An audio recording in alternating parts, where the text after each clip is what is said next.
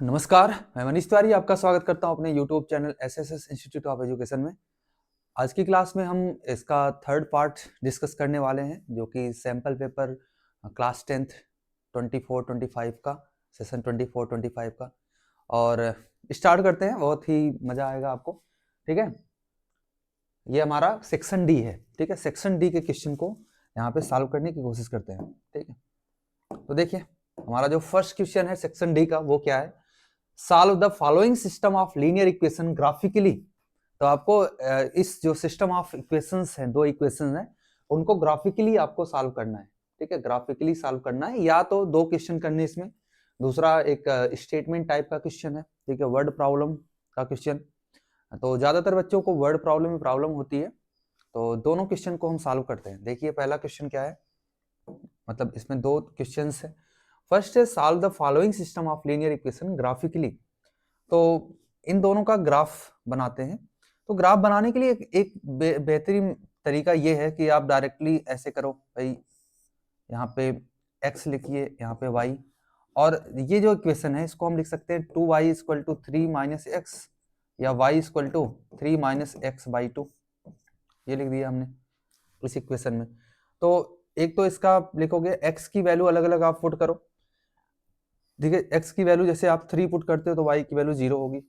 x की value आपने 3 put किया तो y की वैल्यू 0 हो जाएगी। और x की वैल्यू अगर आप अपना क्या पुट करते हो, लेट्स से अगर आप 6 पुट करते हो तो y की वैल्यू माइनस कितना हो जाएगा, -2। ठीक है, -2 हो जाएगा। क्या ऐसा होगा? नहीं, एक काम करो, कुछ और पुट करो। x की वैल्यू अगर आप 3 पुट करते हो तो 0 हो जाएगा y की वैल्यू। अगर x की वैल्यू 1 पुट करते हो तो y की वैल्यू भी 1 होगी। x की वैल्यू 1 पुट करते हो तो y की वैल्यू 1 होगी, मतलब 3 माइनस 1 2, 2/2। ठीक है, अगर x की वैल्यू आप -1 पुट करते हो, -1, तो y की वैल्यू 2 हो जाएगी, क्योंकि -1 3 माइनस माइनस प्लस। ठीक है, 2-3 वैल्यू आपने रख दिया इसका। दूसरा इक्वेशन जो है, यहाँ पे दूसरा इक्वेशन है, उसको देखिए। अगर आप x की वैल्यू 0 रखते हो तो y की वैल्यू हो जाएगी 3/2, मतलब 1.5 हो जाएगी। अगर आप दूसरा इक्वेशन देखते हो, दूसरा इक्वेशन क्या है आप देखिए। दूसरा इक्वेशन है 2x minus 3y plus 8 equal to 0। तो 3y इक्वल टू हो जाएगा 2x प्लस 8, तो y equal to 2x plus 8/3। ठीक, इसका भी आप फॉर्म करो। ठीक है, अलग अलग x और y, इन दोनों की वैल्यू रखते हैं अलग अलग। ठीक है, तो y की वैल्यू, x की वैल्यू आप क्या रखोगे? लेट्स से x की वैल्यू आप रख दो 2 रख दो। तो यहाँ पे 8 और 4 12 आ जाएगा। 8 और 4 कितना? 12/3 होता है 4। y की वैल्यू 4 हो जाएगी। इंटीजर ज्यादातर कोशिश करो आप इंटीजर्स मिले। x की वैल्यू अगर आप -1 रखते हो, -1, तो y की वैल्यू 6 हो जाएगा। 6 नहीं, सॉरी, y की वैल्यू 2 हो जाएगा।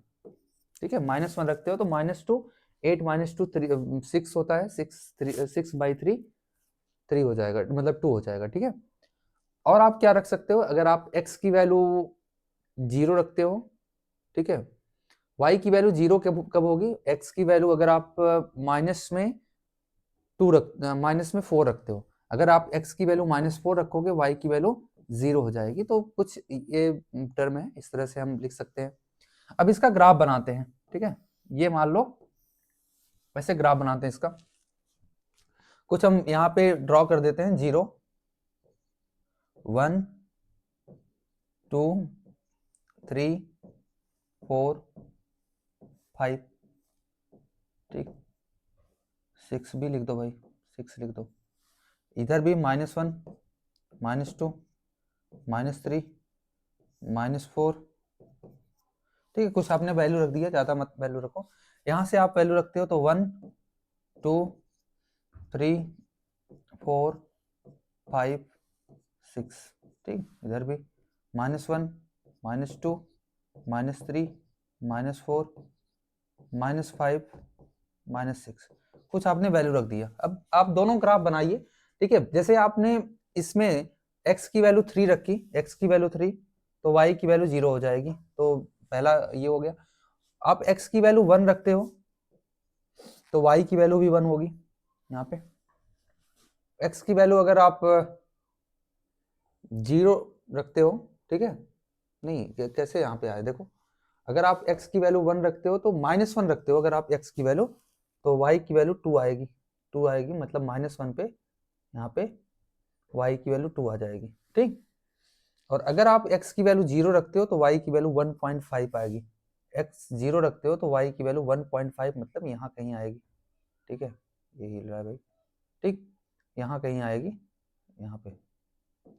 तो आप इसको ज्वाइन कर दो, ठीक है, जो हमारा ग्राफ बनेगा लगभग इस तरह बनेगा, ठीक है। पहले इक्वेशन का ग्राफ इस तरह बनेगा, मतलब पहला इक्वेशन जो हमारा है वो x + 2y = 3, x + 2y = 3, ये फर्स्ट इक्वेशन का ग्राफ क्या है, x + 2y = 3 है। नेक्स्ट इक्वेशन का ग्राफ बनाते हैं, तो 2 अगर आप x की वैल्यू रखते हो यहाँ पे 2, तो y की वैल्यू हो जाएगी 4, y की वैल्यू 4, जस्ट 4 के सामने 2 4 यहाँ पे हो गया, ठीक। x की वैल्यू -1 रखते हो, -1, तो y की वैल्यू 2 हो जाएगी, यहाँ पे 2, जस्ट 2, -1 पे 2, ठीक। और -4 अगर आप रखते हो, -4, तो -4 पे इसकी वैल्यू 0 हो जाएगी, -4 पे इसकी वैल्यू 0। तो आप इसको ज्वाइन करते हो, अगर इस तरह से ज्वाइन करते हो तो ये एक इक्वेशन, एक ग्राफ मिलता है। तो ये ग्राफ आपका क्या है, सेकंड ग्राफ है, 2x - 3y + 8 = 0, ये ग्राफ है। क्लियर हुआ? अब आप देखो दोनों ग्राफ, आपने ग्राफिकली दोनों ग्राफ को प्लॉट कर दिया। सबसे पहले है ऐसे क्वेश्चन को ऐसे क्वेश्चन को सॉल्व करने के लिए सबसे पहले आप ग्राफ में इसको दोनों को प्लॉट कर दो, ठीक है। अब इसका सोल्यूशन क्या होगा? सोल्यूशन वही होगा जहां पे ये दोनों ग्राफ एक दूसरे को कट कर रहे हैं। तो दोनों ग्राफ एक दूसरे को यहाँ पे कट कर रहे हैं ना, यहाँ पे कट कर रहे हैं, इसका मतलब हम कह सकते हैं कि x की वैल्यू -1 हो जाएगी, y की वैल्यू 2। इसका सोल्यूशन आपको आसानी से मिल गया, x की वैल्यू -1 और y की वैल्यू 2 हो जाएगी, x की वैल्यू -1 और y की वैल्यू 2। ये बिना ग्राफ के भी ऐसे दिख रहा है, यहाँ पे दोनों सेम हो जा रहे हैं, तो x की वैल्यू -1 और y की वैल्यू 2 आ जाएगी। ग्राफिकली आपने इसको सॉल्व कर दिया इस तरह से, ठीक है। तो आप प्रॉपरली आप पेंसिल और स्केल का यूज करके एग्जाम में इस क्वेश्चन को सॉल्व कर सकते हो, ठीक। तो ज्यादा आसान ये क्वेश्चन है। तो नेक्स्ट क्वेश्चन इसी का पार्ट 2 है, और करके जो क्वेश्चन दिया है ये 5 नंबर का क्वेश्चन है, देखा 5 नंबर का क्वेश्चन है। तो देखते हैं इसको कैसे हम सॉल्व करते हैं। प्लेस ए और बी, दो प्लेस है, और ये मान लो एक प्लेस है ए और दूसरा ये प्लेस है बी, दो प्लेसेस हैं, ये दोनों 180 किलोमीटर दूर हैं, 180 kilometre apart on the highway. One car starts from A, another from B. एक कार है जो कि ए से स्टार्ट करती है चलना और दूसरा बी से स्टार्ट करता है, ठीक है। दो कार है अलग अलग, एक ए से स्टार्ट करता है और एक बी से स्टार्ट करता है चलना। एट द सेम टाइम पे चलना स्टार्ट करता है। If the car travel in the same direction, वो कार जो है यहाँ पे सेम डायरेक्शन चल रहा है, मतलब इधर चल रहा है और एक इधर चल रहा है, इस तरह से चलना स्टार्ट करता है, ठीक है, सेम डायरेक्शन में चलना स्टार्ट करता है। डिफरेंट स्पीड, अलग अलग स्पीड से चलना स्टार्ट करता है। दे मीट इन 9 आवर, ये दोनों मीट करते हैं, मिलते हैं, दे मीट इन 9 आवर, ठीक है, 9 आवर में ये मिल जाते हैं। If they travel towards each other, अगर ये पहला कंडीशन तो ये हो गया, अगर ऐसे चलते हैं, दूसरा है कि एक इधर चलता है और दूसरा इधर चलता है, दोनों एक दूसरे की तरफ चलते हैं, तो they meet in an hour, an hour मतलब 1 घंटे में, ठीक है, सेम स्पीड एज बिफोर, जो स्पीड है वही रहता है, तो ये दोनों 1 घंटे मिलते हैं, 1 आवर मिलते हैं। तो what are the speed of the two cars, तो आपको बताना है कि दोनों कार का स्पीड क्या है। ये बहुत आसान क्वेश्चन है, इसको समझते हैं, ठीक।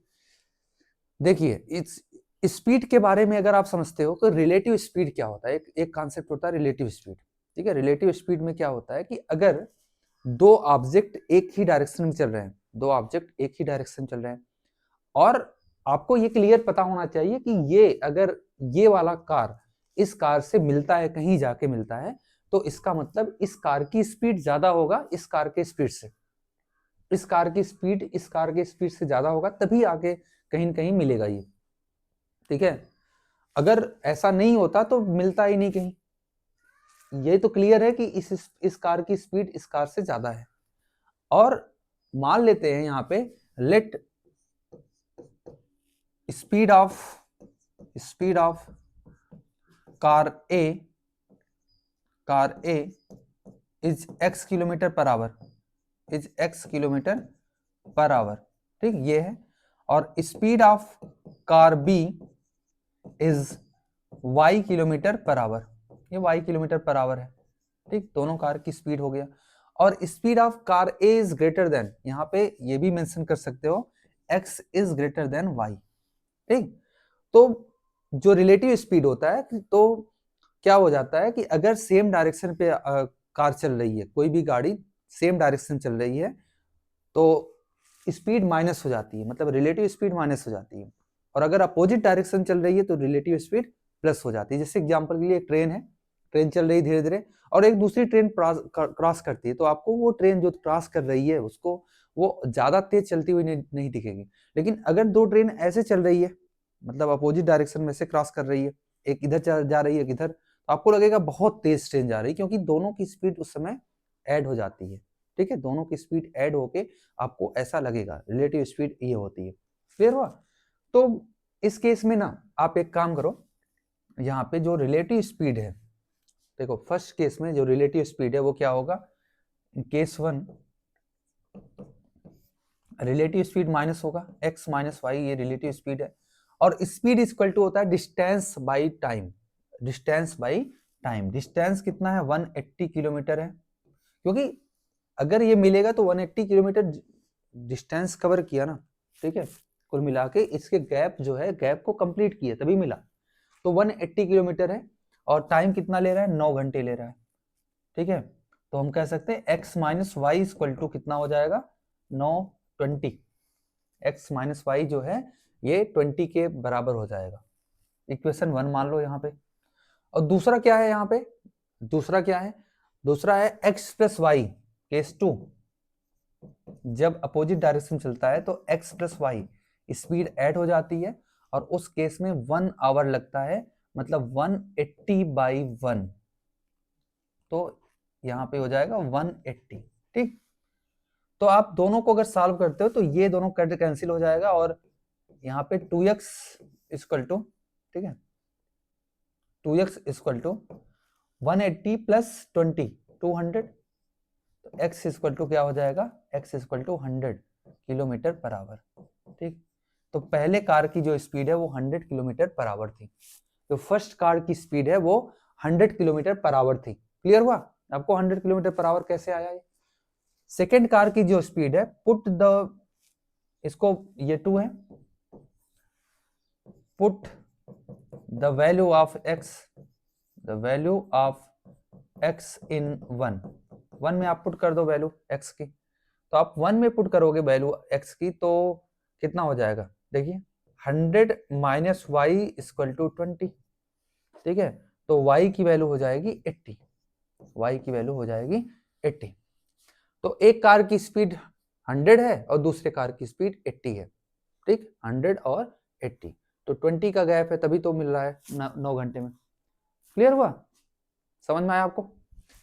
ठीक, अब इस क्वेश्चन को डायरेक्टली कैसे कर सकते हैं, अगर ये क्वेश्चन दिया होता और ऑप्शन में दिया होता यहाँ पे, तो कैसे हम डायरेक्टली कर सकते थे इसको? आप ये बताओ कि 9 घंटे लग रहा है और 180 किलोमीटर, इसका मतलब कुल मिला के 20 किलोमीटर पर आवर की स्पीड से चल रहा होगा। ठीक है, मतलब इनके बीच का जो गैप है वो 20 किलोमीटर पर आवर का है। ठीक, और अगर दोनों के स्पीड को ऐड किया जाए, तो 180 हो जाएगा, 180 हो जाएगा। तो ये कैसे पॉसिबल है, 180 अगर दोनों को ऐड करने पे 180 आता है, तो और दोनों को डिफरेंस करने, दोनों की स्पीड को डिफरेंस करने से 20 आता है, तो क्या पॉसिबिलिटी है? तो आप कहोगे 100 और 80 तो मान लो एक पॉसिबिलिटी है, और क्या कोई पॉसिबिलिटी हो सकता है? आप कहोगे कोई भी पॉसिबिलिटी नहीं हो सकती जिसमें गैप 20 का हो और सम 180 का हो, ठीक है, एक ही पॉसिबिलिटी हो सकती है। तो आप इसको नंबर क्रंचिंग के थ्रू इसको इस क्वेश्चन को सॉल्व कर सकते हैं, ठीक है। बहुत आसान क्वेश्चन था, 25 नंबर का क्वेश्चन। ये देखिए question number 33, prove that the length of tangent drawn from an external point to a circle are equal. तो ये प्रूव करना है, तो इसको देखो कैसे प्रूव करते हैं, बहुत आसानी से प्रूव कर सकते हैं इसको। कि एक सर्कल है और सर्कल पे किसी एक्सटर्नल पॉइंट से दो टेंजेंट ड्रॉ किए गए, एक टेंजेंट ये, एक टेंजेंट ये ड्रॉ किया गया। यहाँ पे टेंजेंट ड्रॉ किया गया दो, ये लेट से ए है और ये बी है और ये पॉइंट पी है, ठीक है। यहां से और ये सेंटर है इसका ओ, दो टेंजेंट ड्रॉ किया गया। आपको प्रूव करना है कि दोनों टेंजेंट्स जो है वो इक्वल होंगे, ठीक है, दोनों टेंजेंट्स क्या होंगे, इक्वल होंगे, ये प्रूव करना है। तो कैसे आप प्रूव करोगे इसको, देखिए कैसे प्रूव करते हैं, बहुत आसानी से प्रूव कर सकते हैं। आप इसको ज्वाइन कर दो और इसको भी ज्वाइन कर दो, ठीक, और इसको भी आप ज्वाइन कर दो, ठीक, इसको भी ज्वाइन कर दो। अब दो ट्रायंगल्स आपको दिख रहे हैं, दोनों राइट ट्रायंगल है, ये ट्रायंगल और ये ट्रायंगल राइट ट्रायंगल है, क्योंकि टेंजेंट रेडियस के साथ 90 डिग्री का एंगल बनाता है, ठीक है। तो हम कह सकते हैं इन राइट ट्रायंगल, इन यहां पे लिख दो, in right triangle,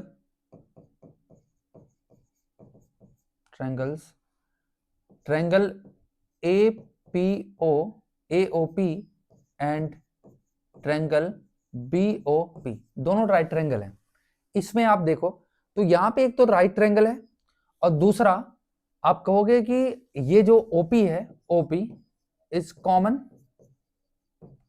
common side है, दोनों ट्रायंगल में कॉमन साइड है, और OP जो OA है और OB ये दोनों इक्वल है, ये दोनों इक्वल है, मतलब रेडियस है, ये रेडियस है। तो देखो, तो आपने राइट ट्रायंगल लिया और OP क्या है, OP यहाँ पे एक हाइपोटेनस है, ठीक है, क्योंकि बेस ये है, परपेंडिकुलर ये है, तो हाइपोटेनस है। तो हम कह सकते हैं बाई RHS, कौन सा rule, by RHS rule, congruency rule, triangle AOP congruent to triangle BOP। अगर ये दोनों कांग्रुएंट हो गया, ये दोनों कांग्रुएंट ट्रायंगल हो गया, तो बाई CPCT हम कह सकते हैं कि जो AP होगा और जो PB होगा ये दोनों इक्वल हो गए, ठीक है, टेंजेंट्स इक्वल हो गया बाय द CPCT। तो इसमें एक क्वेश्चन का पार्ट था ये कि एक थ्योरम प्रूव करना था, prove that the length of tangent drawn from an external point to a circle are equal, ये प्रूव करना था। तो ये तो प्रूव हो गया बहुत आसानी से। एक और प्रूव करना है यहाँ पे, ठीक है, इसमें दो चीजें प्रूव करनी है। दूसरा, using above result find the length BC of triangle ABC। जो ये ट्रायंगल है ABC, इसमें ये BC जो लेंथ है इसको फाइंड आउट करना है, ठीक है। Given that a circle is inscribed in triangle ABC touching the side AB, BC and CA at R, P and Q respectively. यहाँ पे AB की वैल्यू आपको गिवन है 10, AB की वैल्यू 10 गिवन है और AQ की वैल्यू गिवन है 7, AQ की वैल्यू गिवन है 7 यहाँ पे गिवन है, और CQ की वैल्यू 5 गिवन है। यहाँ पे CQ की वैल्यू कितनी गिवन है, 5, ये भी गिवन है 5। तो आपको बताना है, देखो क्या क्या गिवन है इसमें, AB की वैल्यू गिवन है पूरा ये 10, AQ की वैल्यू गिवन है 7 और QC या CQ की वैल्यू 5 गिवन है। तो आपको BC बताना है, BC क्या होगा। तो एक रूल है, बहुत आसानी से आप कह सकते हो कि अभी जो प्रूव किया आपने, जो एक्सटर्नल पॉइंट है यहाँ पे, एक्सटर्नल पॉइंट C, यहाँ से जो टेंजेंट ड्रॉ किया गया, CQ भी और CP भी दोनों टेंजेंट है, तो ये भी 5 हो जाएगा, ठीक, ये दोनों कितना हो गया, ये दोनों 5 हो जाएगा, ये तो क्लियर 5 है। ये बताओ ये 7 है कि नहीं, इतना 7 हो जाएगा, इतना 7 है, और कुल कितना था, ये पूरा 3 था, पूरा 10 था, तो 10 था तो ये तो 3 बचा, इतना 3, और अगर ये 3 है तो ये एक्सटर्नल पॉइंट से ये भी टेंजेंट है, तो ये भी 3 हो जाएगा। तो कुल मिला के हम BC क्या होगा, BC तो BP प्लस PC के बराबर होगा, और BP की वैल्यू 3 है, PC की वैल्यू 5 है, कुल मिला के 8 हो गया, ठीक।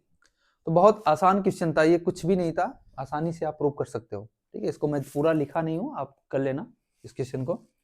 कॉन्सेप्ट क्या है ये आपको क्लियर हुआ होगा। क्वेश्चन नंबर 34 क्या है ये देखिए, क्वेश्चन नंबर 34, ये क्वेश्चन देखते हैं 34।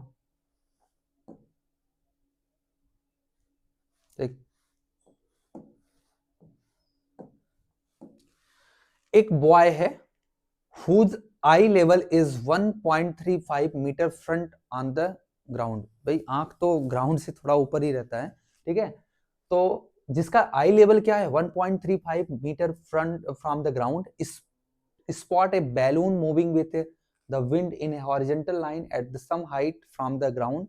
The angle of elevation of balloon from the eye of the boy at an instant is 60 degree. ठीक है,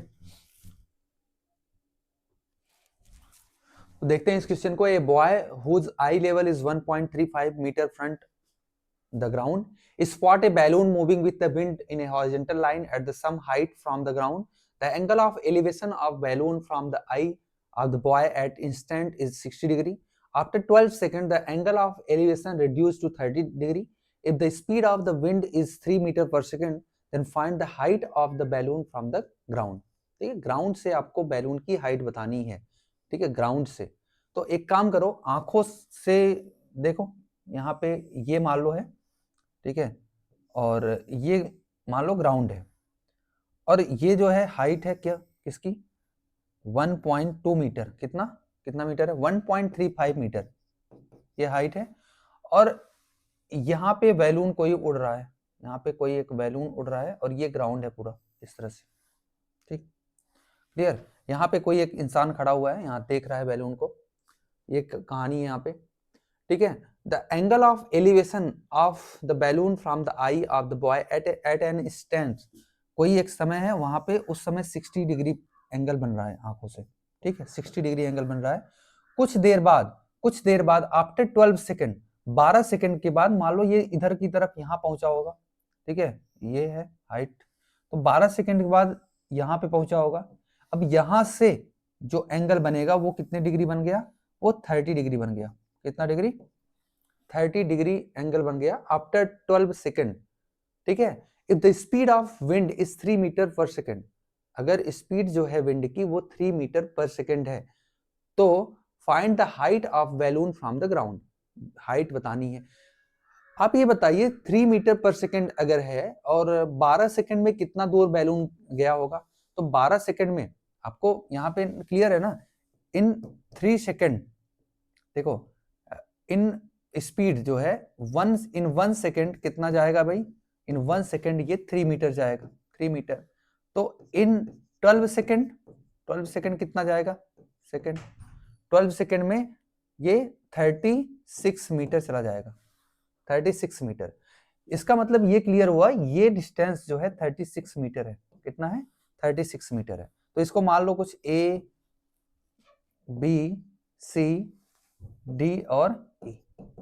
ठीक, ये आपने मान लिया 36 मीटर उतना डिस्टेंस है। ये क्लियर हुआ आपको, क्योंकि ये तो क्लियर है ना, 3 मीटर पर सेकंड स्पीड है, तो 12 सेकंड में 36 मीटर जाएगा।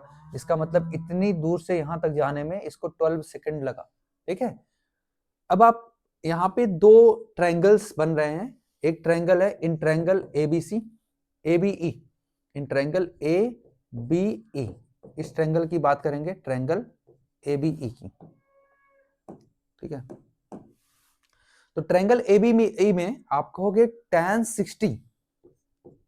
60 की वैल्यू कितनी होगी, तो आप tan 60 की वैल्यू यहाँ पे BE डिवाइड बाई, अच्छा BE को हम हाइट मान लेते हैं ना, BE क्या है, हाइट है। यही तो मतलब अभी तक BE ही हाइट है, यहाँ पे इतनी जो है हाइट ये BE है, ये BE है। ठीक है, ये भी है और ये भी तो हाइट है।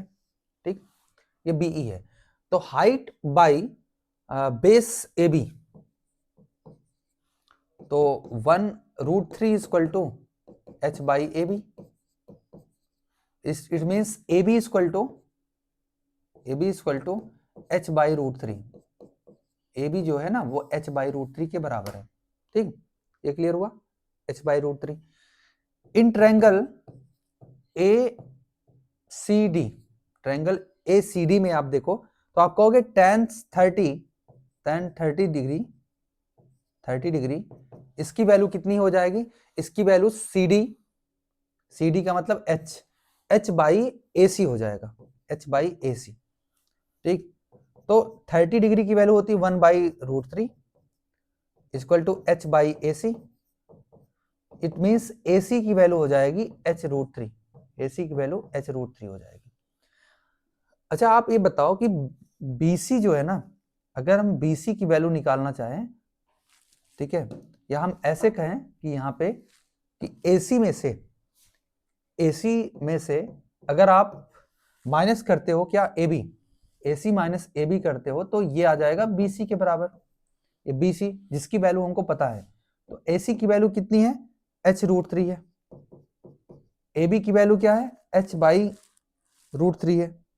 ठीक है, AB की वैल्यू कितनी है? h/√3 है।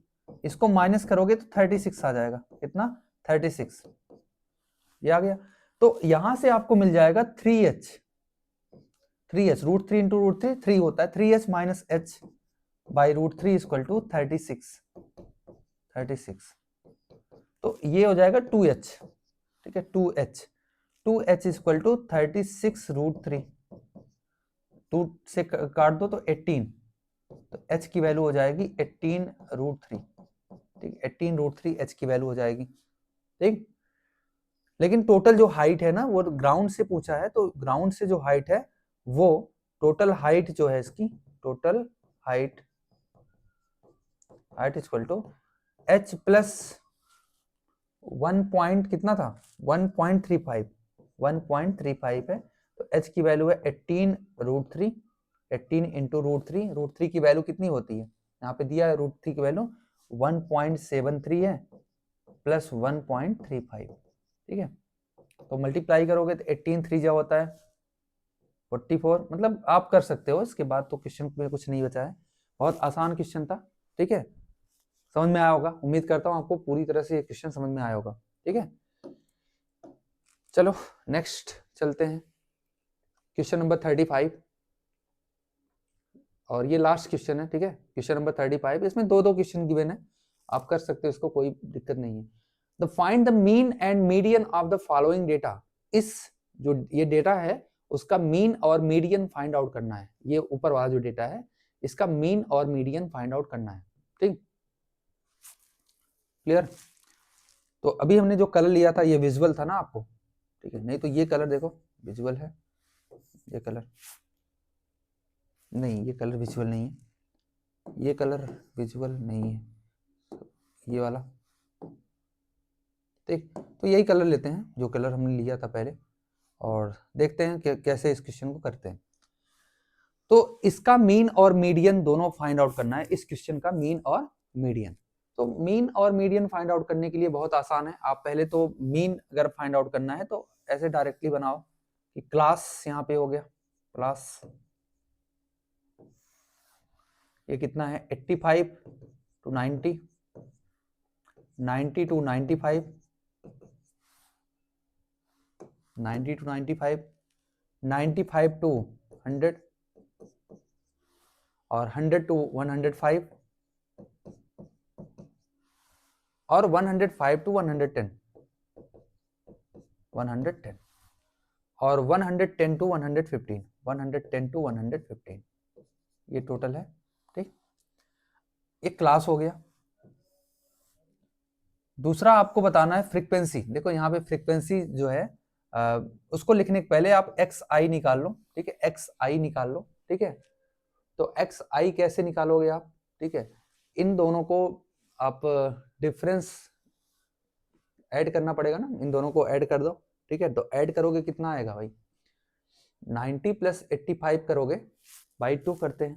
ठीक है, 90 एक्स आई की वैल्यू क्या होता है? Upper limit plus lower limit by 2। तो 90 प्लस 85, 90 प्लस 85 कितना होता है? 175, 175 बाई 2। तो 175 बाई 2 जब करोगे तो कितना आ जाएगा यहाँ पे? 8 और 7.5, 87.5 आ जाएगा। ये हो जाएगा 87.5। एक्स आई। ठीक है, 15 का गैप है, क्या 15 का गैप है? नहीं, 5 का गैप है, यहाँ पे 5 के गैप है। तो फिर से आप देखो, अगर आप इन दोनों को ऐड करते हो तो 185 आ जा रहा है, 185/2, जो कि होता है 185/2। कितना हो जाएगा भाई? 185/2 करोगे तो आपको मिलेगा यहाँ पे 9, ठीक है, 9 पॉइंट, ठीक है, 9.25, क्या ऐसा मिलेगा? 9.25, ठीक है, नहीं 92.5 मिल जाएगा आपको। क्या? 92.5। तो ये हो जाएगा 92.5। आप देख रहे हो यहाँ पे 5 का डिफरेंस हो रहा है, तो ये इधर हो जाएगा 97.5, ये हो जाएगा आपका 102.5, यहाँ पे मिल जाएगा आपको 107.5, यहाँ पे 112.5, ये आपको मिल गया एक्स आई। यहाँ से आपको एफ आई भी मिल जाएगा, एफ आई तो गिवन है आपको 15, 22, 20, 18 और 20 और 25, ये एफ आई आपको गिवन है। अब आप क्या करो, यहाँ पे थोड़ा सा ए निकाल लो, ठीक है, डी आई निकाल लो। तो डी आई इक्वल टू होता है एक्स आई माइनस ए, ए मतलब डेविएशन, ठीक है। डी आई निकाल लो आप, तो कितने नंबर है यहाँ पे? 3, 3, 4, ठीक, कितने नंबर है यहाँ पे? काफी नंबर है। तो एक काम करो, आप इसको मान लेते हैं 97.5 को हम डी आई मान लेते हैं, 97.5 को हम मान लेते हैं, ये ए है, ठीक है। तो ए है, तो इसमें से माइनस करेंगे तो इधर आ जाएगा माइनस में 10, ठीक, 87 से माइनस करेंगे, यहां से माइनस करेंगे माइनस में 5, यहां से 0, प्लस 5, प्लस 10 और प्लस में 15, ठीक है, ये आ जाएगा आपका डी आई, ठीक है। और आगे आप ये भी कर सकते हो कि यू आई भी निकाल सकते हो। यू आई इक्वल टू क्या होता है भाई? U I equal to, U I भी निकाल सकते हो आप ना, ठीक है। तो यू आई की वैल्यू कितनी हो जाएगी? यू आई की वैल्यू 5 से आप डिवाइड कर दो, 5 से डिवाइड कर दो तो u I equal to x i minus a by h होता है। तो 5 से डिवाइड करोगे -2, -1, 0, 1, 2, 3, इस तरह से आ जाएगा यू आई की वैल्यू। अब यहाँ पे ना, यहाँ पे एक काम और करना है तुमको, एफ आई यू आई निकाल लो, F I U I find out कर लो, ठीक, क्रॉस तिरछा बन रहा है, कोई दिक्कत नहीं। एफ आई और यू आई निकाल लो तो आप कहोगे 15 इंटू 2 माइनस में 30 होता है, 22 इंटू -1 माइनस में 22 होता है, 20 इंटू 0 0 ही होगा, 18 1 जा 18, 22 जा 40 और 25 3 जा 75, ये थोड़ा ज्यादा हरा है 75, ठीक है, ये क्लियर हुआ। अब आपको सिग्मा में निकालना है, सिग्मा एफ आई एक्स आई निकालना है, एफ आई यू आई निकालना है सिग्मा में, एफ आई यू आई। इसको ऐड कर दो भाई, 75 में से अगर आप, ठीक, ये देखो कितना आ रहा है, 52 आ रहा है, ये माइनस में 52 आ रहा है, ठीक है, माइनस में 52 आ रहा है, और इन दोनों को अगर आप ऐड करते हो तो कितना आ जाएगा? 58 आ जाएगा। इन दोनों को ऐड करोगे तो कितना आ जाएगा? 40 और 18, 52, 58, और ये कितना है? कुल माइनस में 52 है, तो कुल मिला के 6 का डिफरेंस आ रहा है, 6 और 6 इसको ऐड करोगे तो 81 आ जाएगा। कितना? 81। ये समझ में आया आपको? देखो, इस 58 है और ये 52 है, 52 माइनस करोगे 58 में से तो 6 आ जाएगा, और 6 इसमें ऐड कर दो 81, और यहां से आप निकाल सकते हो सिग्मा में एफ आई, ये कितना होगा? ये आप ऐड कर लो भाई, 25, ठीक है, 20 20 40 और 40 ये भी है, 80 हो गया, ठीक है, देखो 20 20 40 हो गया, 22 और 18 ये भी 40 ही है, 80, और 25 और 15 ये भी कितना है? 40, 25 और 5 30 15 40, 120 हो जाएगा पूरा, ठीक है, 120। तो आप क्या करो, यहाँ पे एक फॉर्मूला होता है कि x bar equal to A plus H into U bar, तो a की वैल्यू कितनी है? a की वैल्यू है यहाँ पे, हमने माना क्या है? 97.5,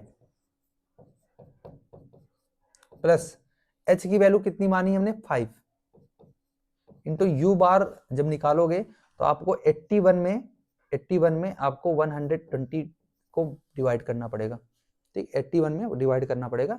तो 5 से आप काट दो इसको, 24, ठीक। तो इसको जब सॉल्व करोगे 97.5 प्लस 24 से डिवाइड करोगे, 24 3 जा होता है 72, 24 3 जा 72 और 9 का 90 हो जाएगा, ठीक है 90। तो 24 4 जा 96 होता है, फिर से 3 जा ले जाओ, 3 जा 72, ठीक है 72 तो 18 आ जाएगा, 18 मतलब 180, ठीक है 180। तो 20 6 जा 8 जा, ठीक है 160, 7 जा ले जाओ। तो ये लगभग 7 जा तक जाएगा, तो आप इसको ऐड कर सकते हो। तो आप कहोगे 97 में से 3 ऐड करोगे तो आपको मिलेगा 100। तो 100.5 में 87, ठीक है 100.87 लगभग इसका मीन आ जाएगा। तो मीन के क्वेश्चन थोड़ा सा लंबे होते हैं, थोड़ा सॉल्व करना पड़ता है, इसको कैलकुलेट करना पड़ता है मीन के क्वेश्चन को। तो आपको आसानी से इसका मीन मिल जाएगा, 100.87 इसका मीन है। क्लियर? तो मीडियन कैसे निकालते हैं, इसको भी समझते हैं। मीडियन कैसे फाइंड आउट करोगे आप मीडियन की वैल्यू, ठीक। तो मीन आपका क्लियर हुआ, मीन कैसे निकलेगा। नेक्स्ट है मीडियन। अभी हम फर्स्ट क्वेश्चन ही कर रहे हैं, इसमें मीन और मीडियन दोनों निकालना है, ठीक। मीन और मीडियन दोनों आपको फाइंड आउट करना है इसमें। तो करते हैं, फिर से मीडियन की वैल्यू निकालते हैं। तो क्लास आपको गिवन है 85 to 90, 90 to 95, 95 to 100 और 100 to 105, 105 to 110 और 110 to 115, ये आपको गिवन है, ठीक। ये क्लास गिवन है।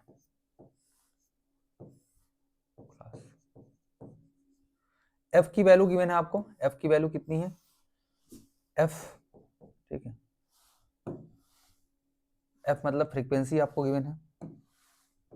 तो 15, 22, 20, 18, 20, 25, ये आपको एफ की वैल्यू गिवन है। आप एक काम करो, सी एफ निकाल लो, ठीक है, सी एफ कम्युलेटिव फ्रीक्वेंसी आप निकाल लो। तो कम्युलेटिव फ्रीक्वेंसी जब आप फाइंड आउट करोगे तो वहां पे 90 से कम तो 15 है, 22 आप ऐड कर दो 15 में, तो आपको मिल जाएगा 7 और 3 37, तो ये हो जाएगा 57, 57 में 18 ऐड करते हो तो 8, ठीक है 75, 75 में आप 20 ऐड करते हो तो 95 और 95 में आप 25 ऐड करो तो 120, ठीक है। तो आपको मीडियन जो क्लास निकालनी है, मीडियन क्लास ये निकालनी है। तो मीडियन क्लास क्या होता है, n/2 मतलब 120/2 जो कि होता है 60। तो मीडियन क्लास कहाँ पे आएगा, 60 पे आएगा। 60 कहाँ पे होगा भाई, 57 तक यहाँ पे, तो 60 यहाँ पे आ जाएगा। ये जो है मीडियन क्लास है, तो मीडियन क्लास लगभग 60 के आसपास आएगा, ठीक है। तो मीडियन क्लास आपका 60, और 60 कहाँ पे मिलेगा आपको, 60 यहाँ पे मिलेगा, ठीक, 60 आपको यहाँ मिलेगा। अब आपको देखो 57 तक यहाँ पे है, 37 से लेके 57 तक यहाँ पे आपको मिल रहा है, 57 से 75 तक यहाँ पे मिल रहा है, इसका मतलब 60 यहाँ पे मिलेगा आपको, ठीक। तो जो मीडियन होता है, मीडियन का फॉर्मूला क्या होता है, मीडियन का फॉर्मूला होता है L plus n/2 minus c f divide by f into h, ठीक है, divide by f into h, ये फॉर्मूला होता है सर, ठीक है। तो एल की वैल्यू लोअर लिमिट मतलब 100, लोअर लिमिट कितना है 100 है, प्लस n/2 का मतलब 60 माइनस सी एफ जस्ट पहले वाली frequency 57 divide by F means 18 into H, 5 का डिफरेंस है, ठीक है, तो 5 का डिफरेंस है। तो ये हो जाएगा। आप इसको जब सॉल्व करोगे ना तो क्या मिलेगा आपको, यहाँ पे 100 प्लस आपको यहाँ पे 3 मिल रहा है ना, 60 माइनस 57 3 होता है, 3 15 हो जाएगा, 15/18। तो कुल मिला के आप 3 से काट दो 5 और ये 6, ठीक है। तो 100 प्लस 5/6 लगभग 87, ठीक है। 5/6 कितना होता है आप देखो, 60.8 और 383 के आसपास होगा, ठीक है यहाँ पे। तो आप कहोगे 100.83, ठीक है, 100.83 इसका मीडियन होगा, ठीक है। मीडियन इस तरह से निकालते हैं, मीडियन बहुत आसानी से आप किसी भी क्वेश्चन का फाइंड आउट कर सकते हो, ठीक, कर लोगे ना, ऐसे क्वेश्चन बहुत आसान है।